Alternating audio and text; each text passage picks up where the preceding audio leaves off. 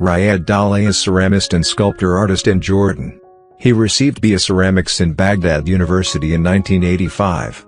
He participated in so many shows, and he won Jordan's State Award in 2002, Amman, Jordan, and the Best Artwork Award in 2010, Amman, Jordan.